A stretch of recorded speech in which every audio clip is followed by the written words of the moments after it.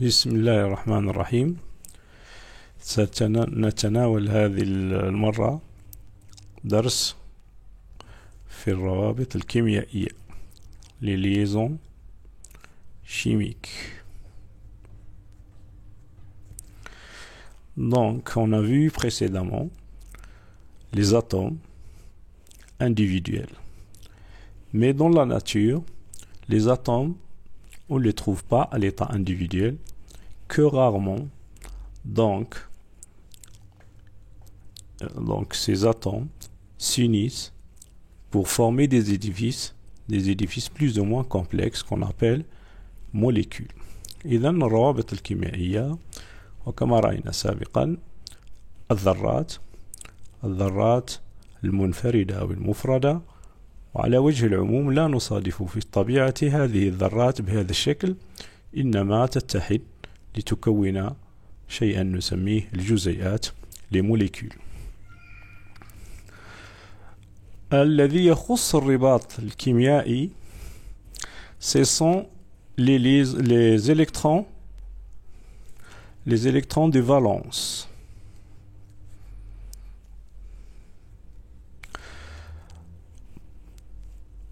Contrairement aux électrons de cœur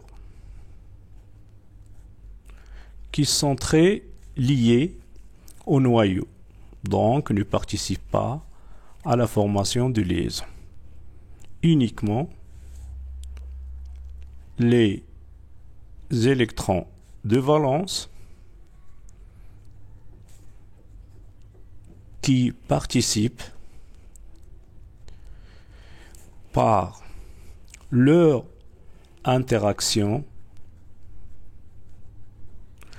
à la formation des liaisons chimiques,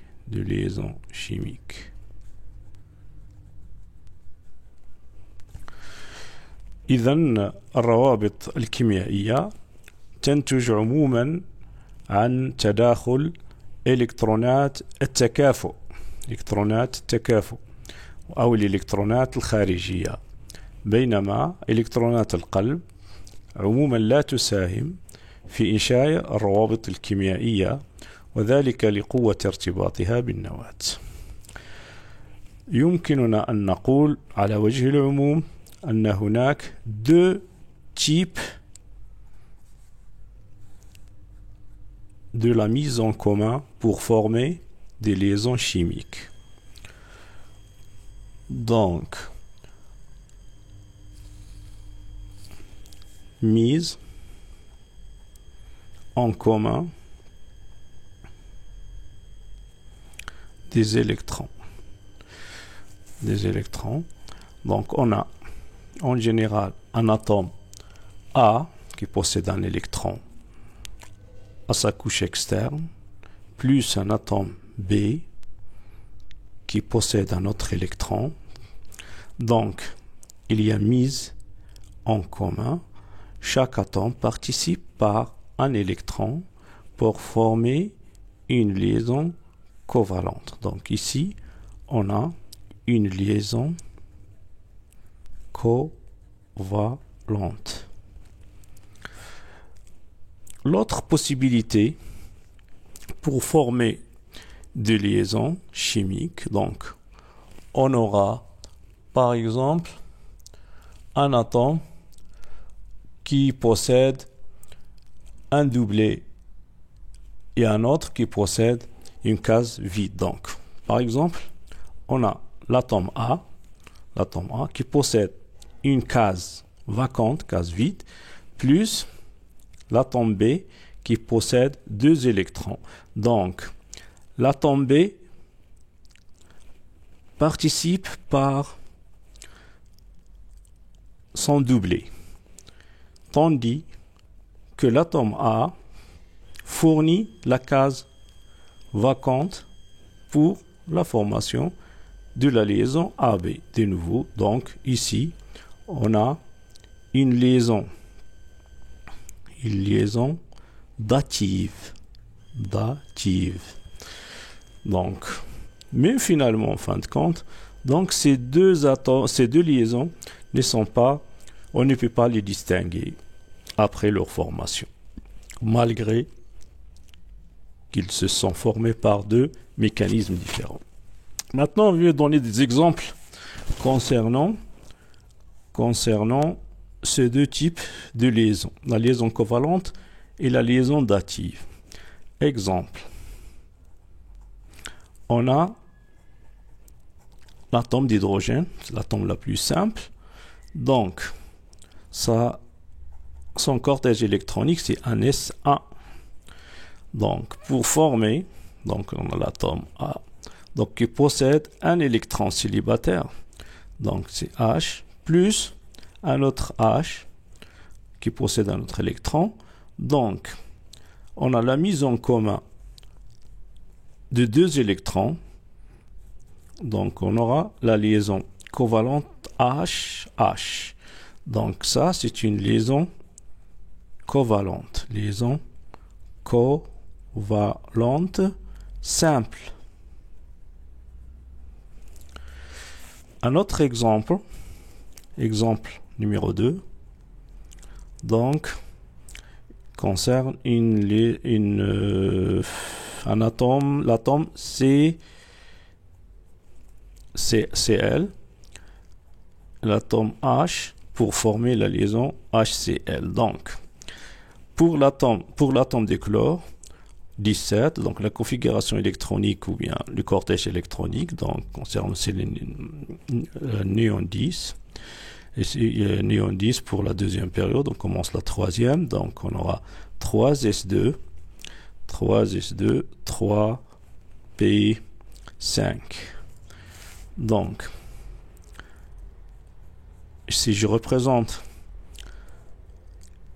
la couche externe, donc on aura des électrons dans la sous-couche S, on aura 1, 2, 3, 4, 5 électrons dans la couche P, sous-couche P. Donc on remarque ici qu'on a un seul électron célibataire. Donc on dit que le chlore, dans son état fondamental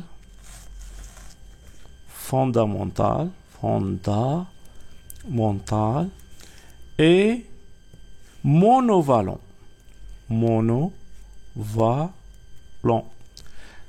C'est-à-dire qu'il ne peut former qu'une seule liaison.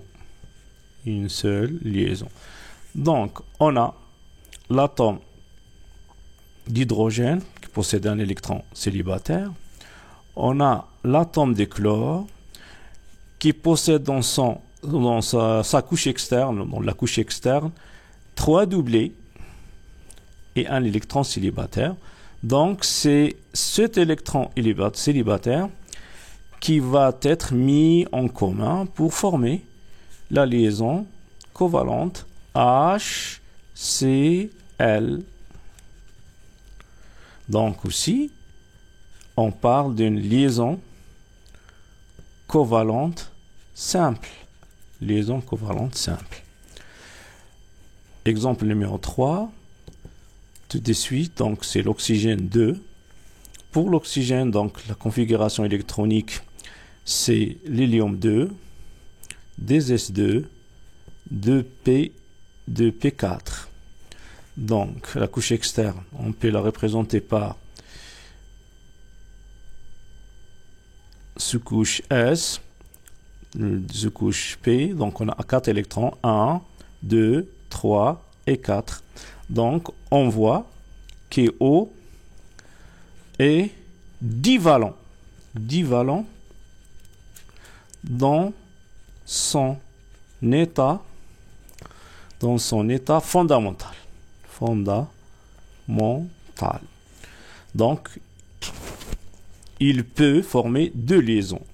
Donc on a un atome d'hydrogène, donc vous voyez, donc on a un doublé, un autre doublé, mais on a un électron célibataire et un autre électron célibataire. Même chose pour l'autre atome. Donc, on aura la mise en commun de deux électrons célibataires de deux côtés. Donc, et on aura la formation de la liaison du dioxygène, donc O. Donc ici, on a une liaison covalente double. Donc on a double liaison. Je peux même donner un troisième exemple. N7. Donc, l'hélium 2, DS2, 2P3. Donc 1, 2, 3, 4, 5, 6, 7. Donc de même, si je représente la couche externe, donc on aura des électrons de la sous-couche S, 3 électrons individuels. Donc c'est la règle de Hund qui doit être respectée, comme on l'a vu dans les lois pour former la configuration électronique des atomes. Donc on aura, donc ici, on dit que l'azote est trivalent.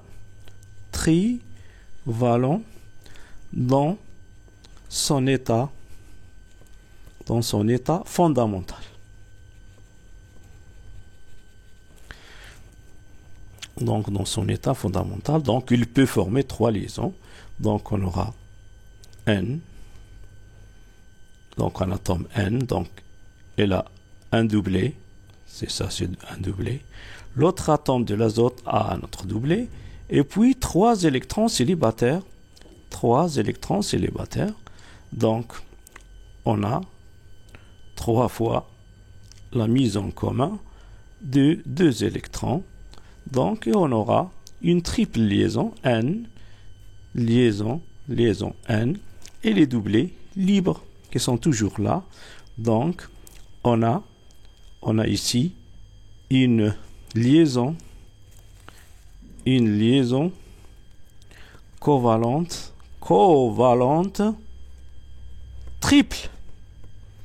Donc, et c'est le maximum des nombres de liaisons doubles qu'on peut avoir. Donc, on a soit une liaison simple, comme dans l'état de la molécule HH, ou bien de la molécule HCl, ou bien une double liaison, comme dans le cas de la molécule de dioxygène, ou bien une triple liaison, comme le cas de l'azote N2. Donc, ces exemples sont des exemples concernant la mise en commun de 2 électrons. Chaque atome participe par un seul électron pour former une liaison. Le deuxième cas de figure, donc, c'est la liaison dative. On a dit la liaison dative. Et on a dit que cette liaison dative nécessite la participation de 2 atomes. L'une des atomes, on a dit que l'atome A, par exemple, a une case vacante, aux case 8. L'autre atome B, donc, possède 2 doublets.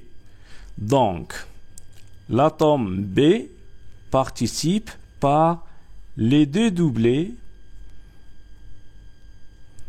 qui vont se placer dans la case vacante fournie par l'atome A. Donc, la case qui fournit, l'atome qui fournit la case vacante, on l'appelle acide de Lewis. Acide de Lewis. Et l'atome qui fournit les doublés, donc c'est une base de Lewis. Donc, c'est une autre définition du couple acide-base, contrairement à la définition de Bronsted. Donc ici, une autre définition de l'acide de base. L'acide est celui qui possède une case vacante. La base est celle qui présente ou qui possède 2 doublés deux doublés non liants ou bien deux doublés libres. Donc, si je prends l'exemple de la molécule NH3 et la molécule, je ne sais quelle molécule, NH3 et AL, Cl3. Donc, comme d'habitude, le N7, donc on sait que l'hélium 2, puis des S2, puis 2P3. Donc, on a 5, 1, 2, 3, 4 et 5. Donc, et pour l'aluminium, l'aluminium c'est 13. Donc, c'est l'argon, c'est le néon, 10, 3S2, 3P1. Maintenant, on voit ici que N est trivalent. On a vu ça, donc il est trivalent. Donc, et on a 3 atomes d'hydrogène, donc on a une liaison avec un H, l'autre liaison avec un autre H, et la troisième avec H, et puis nous avons ce doublé là, non liant, qui est placé sur l'atome dans sa couche externe. Maintenant, pour l'aluminium, donc de même, l'aluminium, il a un problème. Donc, on a vu que le chlore est monovalent dans son état fondamental. Donc, on a trois atomes de chlore. Donc, chacun possède un électron célibataire. Donc, en tout, on a 3 électrons de chlore. Donc, la valence de l'atome central, qui est l'aluminium, doit être au moins trivalente. Donc, mais on voit ici que l'aluminium, dans son état fondamental, il est monovalent. Donc, Al est monovalent dans son état fondamental.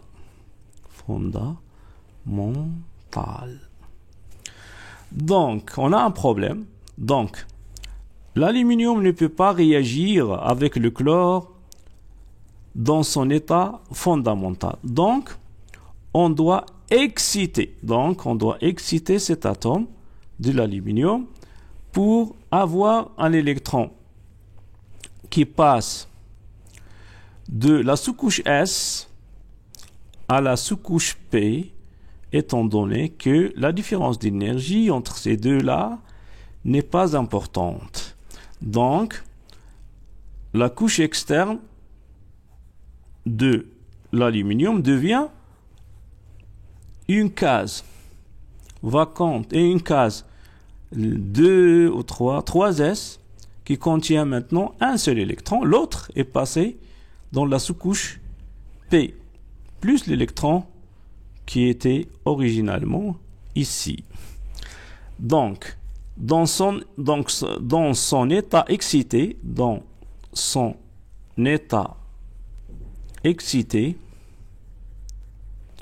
l'atome d'aluminium est trivalente. Donc, et le problème de valence est résolu. Donc, on n'aura pas de problème pour le moment. Donc, on aura l'aluminium qui possède un électron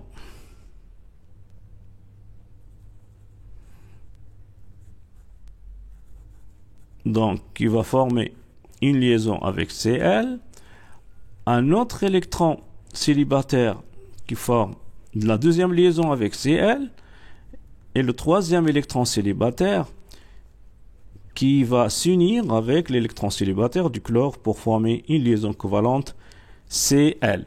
Et on voit ici une case vacante sur la molécule AlCl3. Donc, ça, c'est une case vacante. Donc, la première molécule contient un doublet libre. Un doublet libre. Donc, base de Lewis. Base de Lewis. Et ici, cette molécule possède une case vacante, donc c'est un acide de Lewis. Et les conditions pour former une liaison dative sont là. Donc, on a cette molécule, on a NH3 qui possède un doublet libre. Et on a l'autre molécule qui est AlCl3 qui possède une case vacante. Donc, cette molécule va donner le doublet qui va se placer dans la case vacante. Donc, la case vacante. Donc, et on aura la formation d'une liaison H3, d'une liaison H3 et AlCl3. Donc, une liaison dative. Une liaison dative. Donc, et voilà les deux types de formation de liaison covalente.